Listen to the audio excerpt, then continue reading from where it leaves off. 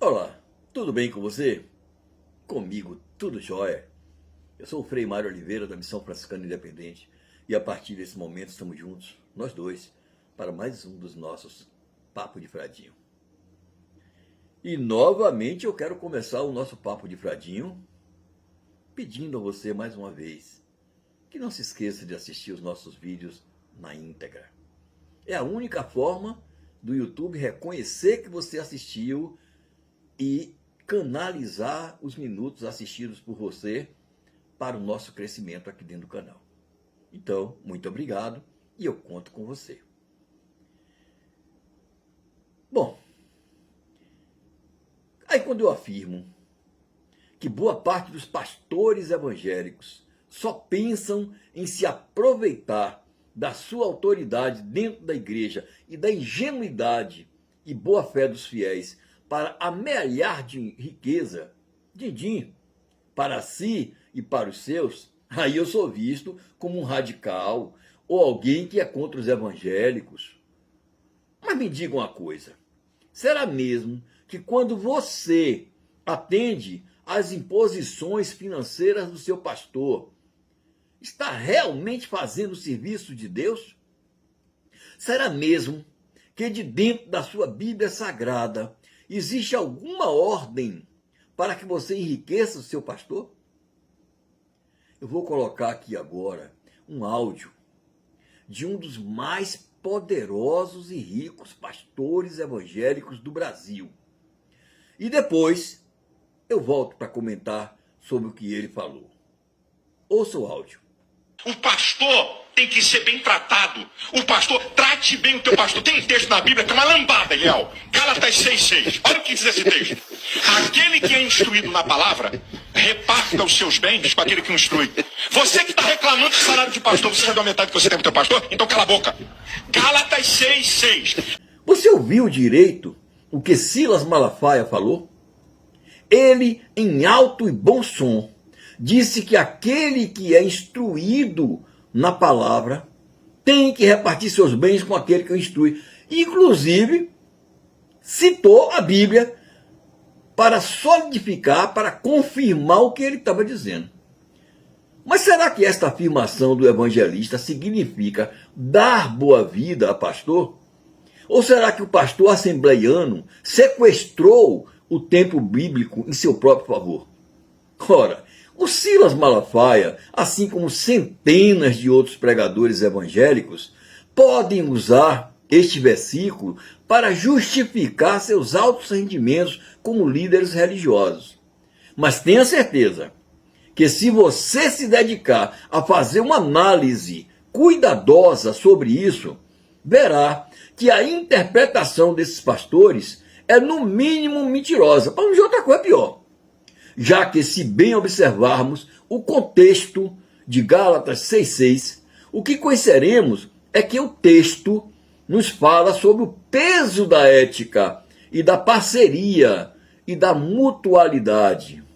Assim, o versículo 6 não se refere de forma alguma a luxos ou ganhos exorbitantes, ou a que o pastor possa acumular riquezas financeiras, e sim, ele expõe claramente sobre o sustento básico daquele que ministra os ensinamentos. O texto mostra a todos nós a necessidade de que aquele que recebe a instrução, de forma generosa, promova a sobrevivência básica daquele que o instrui. E aí eu me pergunto, onde se encaixa no termo sobrevivência básica comprarmos casas suntuosas, verdadeiras mansões até fora do país, em Miami e outros lugares mais? Onde que se encaixa em sobrevivência básica possuirmos grandes e confortáveis lanchas para passearmos pelos 7 mares com nossos familiares, nossos amigos? Ou então percorrermos as nossas ruas dentro de carros luxuosos e totalmente blindados?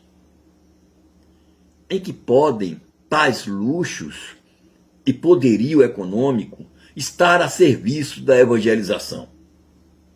O que eu e qualquer ser humano consciente pode entender como sobrevivência básica é que possamos, sim, desenvolver meios para que os nossos pastores ou os nossos mestres do ensino evangelizante possam ter o que eles proporcionam, uma vida justa, digna, com conforto, porém sem ostentação. Uma vida onde não lhes falte absolutamente nada, nem comida, nem condições de manter as suas famílias com dignidade, filhos em boa escola, plano de saúde, mas sim acumulações desproporcionais. O que Paulo nos mostra de forma muito direta e clara em seu texto é que os cristãos devem sim cuidar não apenas dos pastores, mas sim uns dos outros. E aí me volta aquela pergunta à mente. Será que você já soube de algum desses grandes e milionários pastores que tenha ajudado ao seu seguidor em algum momento em que este esteja passando por séria dificuldade? Eu, sinceramente, vou te contar que eu nunca vi e nunca soube. Se você souber, me conta abaixo nos comentários. Me diz o pastor que você viu ajudando uma família. Vai ser bom, porque eu divulgo aqui o nome dele, como um bom pastor. Porque eu não tenho visto isso. Não é isso que eu vejo. O que eu vejo é o contrário. É o pobre coitado chegando lá para sustentar a riqueza do pastor e quando ele está na merda, me perdoe a expressão, quando ele está precisando, ele não encontra amparo. Nem ele, nem a família. Quando muito, uma cesta básica, que mal dá para ele se sustentar a fome, matar a fome por um mês inteiro. E nunca é ruim lembrarmos de que Paulo, na 1 de Coríntios, capítulo 9, versículo 13 e 14, diz o seguinte, abro aspas, não sabeis que os ministros do culto vivem do culto e que os que servem ao altar participam do altar? Assim também ordenou o Senhor que os que anunciam o evangelho vivam do evangelho. Fecho aspas. Ou seja, o que Paulo nos diz é que os que trabalham com o evangelho vivam sim do evangelho, o que nem por um instante sequer significa que venham a acumular riquezas e poder econômico em nome do evangelho que pregam e que trabalham. Estes pastores sequer observam a conduta de Jesus, o exemplo que ele nos deu junto com seus apóstolos, já que este exemplo que eles nos deram foi de uma vida dedicada à simplicidade.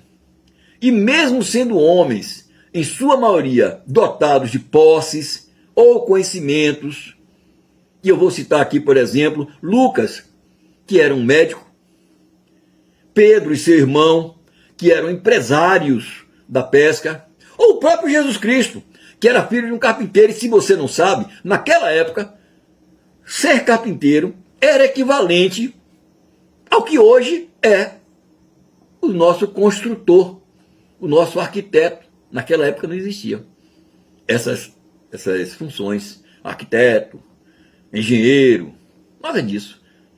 Assim como não existia o dentista, né? Se você pesquisar aí, você vai ver que não tinha dentista. Era o prático que ia lá e fazia isso. O médico, né? Era bem dotado, bem constituído junto à comunidade, e era um homem de posse, de conhecimento, já que a grande maioria naquela época era formada, as populações eram formadas de pessoas quase todas analfabetas. Ainda hoje é assim, imagine naquela época. Então, um cara que tinha um conhecimento como Lucas, meu Deus do céu, ele tinha tudo na mão, inclusive poder econômico, se ele quisesse. Jesus Cristo era filho de carpinteiro, e carpinteiro não era pobre, não. Aí muita gente diz, mas ele nasceu numa manjedoura. Sim, ele nasceu numa manjedoura, mas por quê? Vocês já pesquisaram o contexto da história de Jesus Cristo? Ele não nasceu numa manjedoura porque ele chegou em Belém e não tinha dinheiro para pagar uma pousada para Maria, não. O problema foi que quando ele chegou em Belém, as pousadas, que são os hotéis da época, estavam lotados. Havia um censo.